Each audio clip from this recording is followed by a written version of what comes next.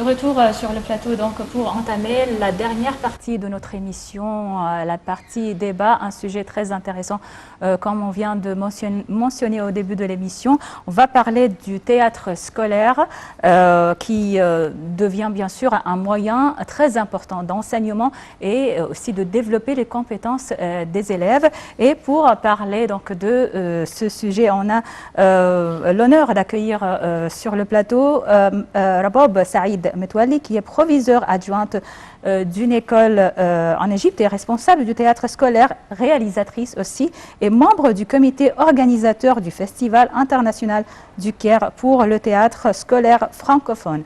Bonjour Madame Rabob. Bonjour, ravie de m'accueillir parmi vous aujourd'hui. Vraiment, j'ai l'honneur d'être là avec vous. Notre plaisir. Bonjour. Bienvenue avec nous.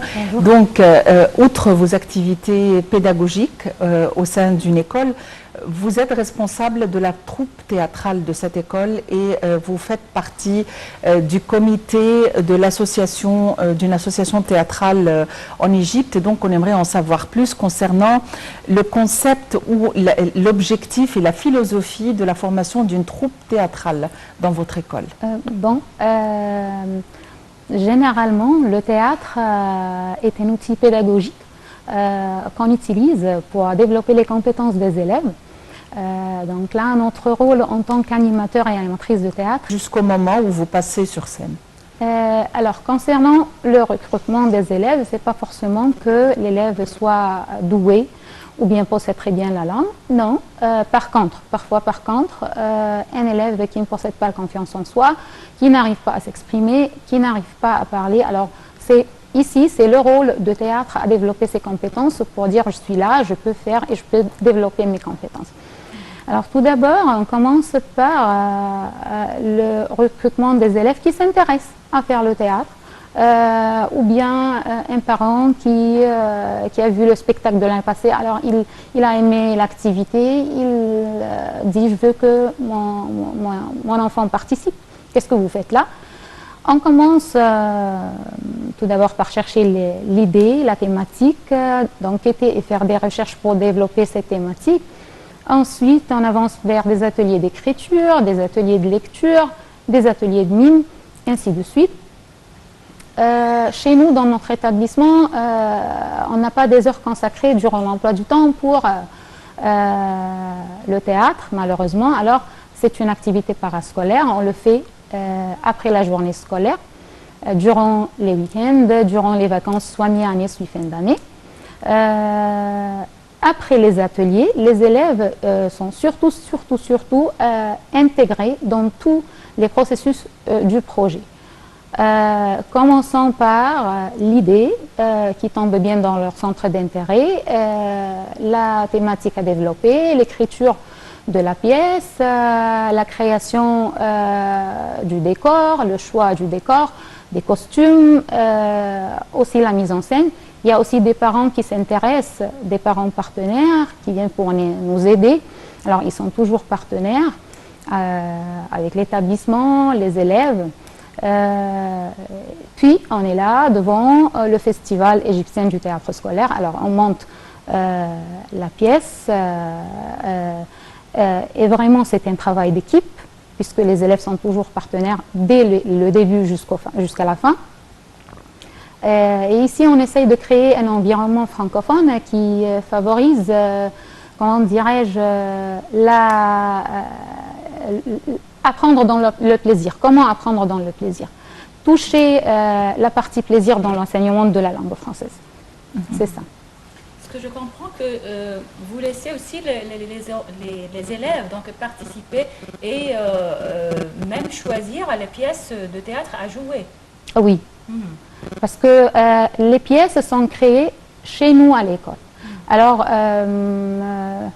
parfois, une seule fois, on a traduit une pièce, mais normalement, on écrit la pièce dès le début. Alors, vous ne faites pas des pièces de théâtre, par exemple, de Molière? Non, jusqu'au présent, non, on n'a pas fait. Alors, les élèves aimeraient bien choisir des thèmes de leur vie quotidienne qui touchent leur centre d'intérêt. Alors, cette année, notre pièce était concernant la femme, les problèmes de la femme dans les communautés orientale, par exemple. C'était ça. Qui écrit la pièce de théâtre? Les élèves. Les élèves, sous ma supervision bien sûr, mais on distribue les tâches. Il y a des élèves qui sont un peu avancés, alors c'est leur tâche de faire la correction. Il y a des élèves qui ont une imagination large, alors ils trouvent les idées. Il y a des élèves doués pour choisir les couleurs, alors ça c'est pour le décor, les costumes. Et les parents partenaires nous aident à réaliser et à mettre tout ça sur scène. Vous êtes aussi surtout membre du comité organisateur du Festival international du Caire pour le théâtre scolaire francophone. Qu'est-ce que vous avez fait cette année ou l'année passée? On est donc dans une période de pandémie. Alors, les efforts donc de ce festival, donc comment s'est déroulé les choses ces 2 dernières années? Alors, c'était pas du tout facile, mais pour ne pas tomber dans l'inaction, pour réussir notre festival, très très cher à nous, le comité organisateur a décidé de trouver une autre façon. Alors, qu'est-ce qu'on a fait? On a lancé les 2 dernières éditions en ligne, c'était virtuel. Parce que ou bien ça, ou bien on reste sans faire du théâtre. Et tant pis pour l'unité de lieu, tant pis pour la pandémie, tant pis pour le virus. Malgré la crise, malgré la Covid, on a réussi à lancer les 2 dernières éditions du festival et les jeunes festivaliers ont filé le monde entier via les réseaux sociaux. Et c'était vraiment une initiative très très réussie. Oui, où sont les planches de théâtre sur lesquelles vous avez donné des prestations auparavant? Où est-ce que vous avez donné, que ce soit ici en Égypte ou à l'étranger? Alors, en Égypte, il ne faut pas oublier les établissements scolaires partenaires qui nous offrent les planches pour jouer et pour monter nos pièces théâtrales. Alors, ce sont toujours les planches des écoles. Ailleurs, à l'étranger, on a joué en France, on a joué en Italie plusieurs fois, en Florence, à Naples, on a joué à Pêche en Hongrie, on a joué aussi, pour ne rien oublier, en Espagne. C'est ça. Alors, on a passé 6 festivals à l'étranger et plus que 6 festivals ici au Caire. 2 festivals en Alexandrie aussi. Alors, on est plutôt une troupe expérimentée. Très bien. Alors, est-ce qu'il y a toujours des contacts entre les élèves égyptiens et les élèves, par exemple, d'autres pays européens? Est-ce que via Internet, par exemple, est-ce qu'ils peuvent donc assister à des cours de théâtre scolaire sur Internet? Bien sûr, on a déjà fait ça pour profiter parce que aussi la Covid a ses points positifs. Alors pour ne pas aussi tomber dans l'inaction et pour ne pas rester à rien faire, en partenariat avec des collègues au Maroc et en Espagne, en France, on a fait des ateliers en ligne où les élèves égyptiens ont participé à ces ateliers et vice-versa, c'est ça. Oui. Concernant l'âge des jeunes acteurs ou l'âge des élèves, est-ce que le recrutement se fait aussi en fonction de l'âge? Est-ce qu'ils travaillent ensemble ou est-ce que chaque année scolaire a sa troupe ou a son travail à elle? En fait, moi j'ai 2 troupes. Une de l'âge entre 9 ans à 12 ans, mais il y a des grands qui participent, c'est-à-dire les lycéens participent avec les petits pour l'échange de leur expérience, pour leur donner leur expérience.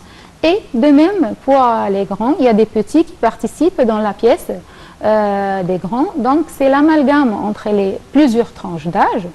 Mais parfois les festivals à l'étranger exigent une tranche d'âge. Alors ils nous disent non, ce festival, cette version est pour les lycéens, cette version est pour les tout petits, les élèves du grand primaire par exemple. Mais pour moi, personnellement, je préfère travailler tout le monde ensemble.